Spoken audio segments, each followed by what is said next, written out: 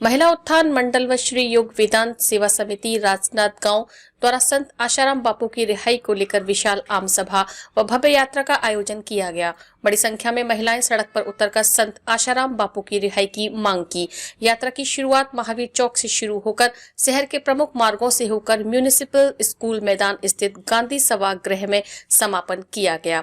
कार्यक्रम में छत्तीसगढ़ कबड्डी संघ अध्यक्ष व किसान नेता अशोक चौधरी, विश्व हिंदू परिषद बजरंग दल विभाग मंत्री छत्तीसगढ़ प्रांत अरुण गुप्ता ने संत आशाराम बापू की रिहाई की मांग की। साथ ही सांसद संतोष पांडे व जिला कलेक्टर, सर्वोच्च न्यायालय, राष्ट्रपति, प्रधानमंत्री व गृह मंत्री के नाम ज्ञापन सौंपा गया। श्री योग वेदांत सेवा समिति के पदाधिकारियों ने बताया कि आशाराम बापू ने अपना सारा जीवन सनातन धर्म के प्रचार प्रसार में राष्ट्रोत्थान के लिए लगा दिया। उनके अनेक लोकहितकारी सेवा कार्यों द्वारा किसी मत, पंथ, संप्रदाय के भेदभाव के बिना करोड़ों लोग लाभान्वित हुए हैं। फिर भी आज उनके स्वास्थ्य की इतनी गंभीर स्थिति में उन्हें अनुकूल, उत्तम और त्वरित इलाज के लिए किसी प्रकार की राहत नहीं मिली है। मेरा नाम ममता साहू है। मैं महिला उत्थान मंडल की सदस्य हूँ। हमारे बापूजी के द्वारा कई ऐसी सेवा कार्य चलती है, जैसे कि नारी सशक्तिकरण, दिव्य शिशु संस्कार, कैदी उत्थान कार्यक्रम, बाल संस्कार केंद्र, ये सारी जितनी भी सेवाएं हैं ये जन कल्याण के लिए हैं। साथ ही साथ बापूजी अपने सत्संग के माध्यम से लोगों को ईश्वर की ओर प्रेरित करते हैं। आखिर इन सब इतनी जो जनहित के लिए जो उन्होंने काम किया, आखिर उनका परिणाम क्या मिला? जेल। हम सभी जितनी महिलाएं हैं यहाँ रैली में आज वुमेन्स डे के अवसर पर जब एकत्रित हुए हैं यहाँ, हम सभी महिलाओं की एक ही मांग है कि हमारे बापूजी को रिहा किया जाए। हम तब तक वोट नहीं देंगे जब तक हमारे बापूजी को रिहा ना किया जाए।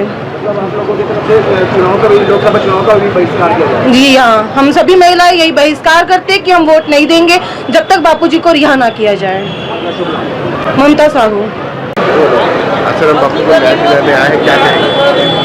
बापूजी का केस जैसा देखा जाए, मेडिकल रिपोर्ट जनवरी 2000 मेडिकल रिपोर्ट की अगर बात की जाए तो 2024 के जनवरी महीने में एम्स के अनुसार, एम्स के एंडोग्राफी रिपोर्ट के अनुसार बापूजी के हार्ट में 3 ब्लॉकेजेस पाए गए हैं, जिसमें से जो पहला ब्लॉकेज है वो 99% है, दूसरा 90% है और तीसरा जो ब्लॉकेज है वो 85% है। इन 3 गंभीर ब्लॉकेजेस के साथ साथ जो दूसरा रिपोर्ट आया है वो है कैप्सुलर एंडोस्कोपी का। उस रिपोर्ट के अनुसार बापूजी की स्मॉल इंटेस्टाइन में अल्सर पाया गया है, जिसकी वजह से उन्हें काफ़ी ब्लीडिंग हो रही थी और ये ब्लीडिंग कंटिन्यूअस होने की वजह से उनका इलाज चल रहा था और उस इलाज के दौरान उन्हें 7 बोतल खून चढ़ाया गया। बट इतने खून के बावजूद भी उनका जो हेमोग्लोबिन का लेवल है वो कंट्रोल नहीं हो पाया। ये तो अभी 2024 की बात है। अगर हम बात करें कोविड के समय की, मतलब 2021 की, तो उस समय बापूजी कोविड ग्रस्त थे। उन्हें आईसीयू में रखा गया। आईसीयू में वो थे, लेकिन फिर भी उनका इलाज अच्छे प्रकार से हो नहीं पाया। उसके बावजूद उन्हें बेल देने के बजाय कोर्ट ने ऐसा आदेश दिया कि उन्हें जेल में रखा जाएगा। ये सब इन सब के बाद अगर हम बात करें इतनी सारी बीमारियां हमारे बापूजी झेल रहे हैं, लेकिन फिर भी जब बापूजी अपनी अर्जी लगाते हैं अपना खुद का इच्छा अनुसार इलाज करवाने के लिए, लेकिन उनकी सारी अर्जियों को खारिज कर दिया जाता है। प्रशासन से क्या मांग है? हमारी यही प्रशासन से मांग है कि क्या ऐसी कोई न्याय नीति है जो हमारे बापूजी जो 86 वर्षीय हमारे संत श्री आशाराम जी बापू, जो बिल्कुल निर्दोष है, जो अपनी इलाज चाहते हैं, उन्हें आखिर राहत कब मिलेगी? वी वांट जस्टिस फॉर संत श्री आशाराम जी बापू। मेरा नाम संगीता साहू है, राजनांदगांव छत्तीसगढ़ से। आज 3 मार्च को हम यहाँ पर एक विशाल हजारों की संख्या में, आप देख रहे हैं, लगभग कम से कम 1,500 से 2,000 से भी अधिक यहाँ पब्लिक इकट्ठे हुई है। और ये इकट्ठा इसलिए हुए हैं क्योंकि हमारे गुरुदेव को न्याय नहीं मिल रहा है। हमारे गुरुदेव पूज्य संत श्री आशाराम जी बापू जी को बिना बेवजह षड्यंत्र करके पिछले 11 वर्षों से कारावास में रखा गया है और कारावास में तो रखे देखे, लेकिन उनको बहुत प्रताड़ित भी कर रहे हैं। पूज्य बापूजी का शरीर काफ़ी ज़्यादा अस्वस्थ है। जो बीमारी बापूजी को कभी नहीं हुई, 80 वर्ष की उम्र में वो बापूजी को आज बीमारियां हो गई। उन बापूजी के उन बीमारियों के उपचार के लिए भी बापूजी को एक दिन का भी पेरोल नहीं दिया जा रहा है।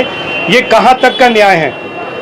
ये मुझे जहाँ तक मैं समझता हूँ कि 86 वर्ष की उम्र में भारत के इतिहास में पहला व्यक्ति है जो इतने अधिक बीमार होने के बाद भी जेल में है। जो बीमार नहीं होते उन्हें भी सरकार पेरोल दे दे के छोड़ देते हैं इलाज करने के नाम से, बहाना बना के। हमारे गुरुदेव तो बीमार हैं और ये एम्स कह रहा है कि उन्हें उचित उपचार की आवश्यकता है, तो फिर हमें उचित उपचार क्यों नहीं मिल रहा है? बापूजी को क्यों बेल नहीं दी जा रही, क्यों छोड़ा नहीं जा रहा है? उन्हीं आक्रोश के कारण हम समाज तक और शासन प्रशासन तक अपनी बात को रखने के लिए आज हम आम सभा किए हैं और रैली निकाल रहे हैं। और आप सबके माध्यम से भी हम यही निवेदन करते हैं कि आप हमारा सहयोग करें और बापूजी के ऊपर जो षड्यंत्र हुए उस षड्यंत्र का हमारे साथ आप भी पुरजोर विरोध करें। आप लोगों की मांगें पूरी नहीं होने पर क्या करेंगे? हमारी मांगे पूरी नहीं होने पर तो हमें जो करना है वो तो करना है। राष्ट्रव्यापी आंदोलन की संभावना बन रही है और 10 तारीख को राज्य स्तर पर जहां लगभग 50,000 से भी अधिक लोग हम इकट्ठे होकर अपनी बातों को शासन तक पहुंचाएंगे और बापूजी को तो छोड़ना ही पड़ेगा। निर्दोष हैं हमारे बापू, निर्दोष हैं। अपना शुभ नाम और पता? संजय कुमार साहू, बाल संस्कार युवा सेवा संघ, श्री योग वेदांत सेवा समिति।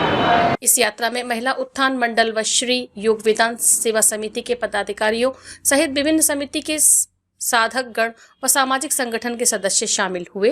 राजनांदगांव से विजन टाइम्स न्यूज के लिए लोकेश रजक की रिपोर्ट।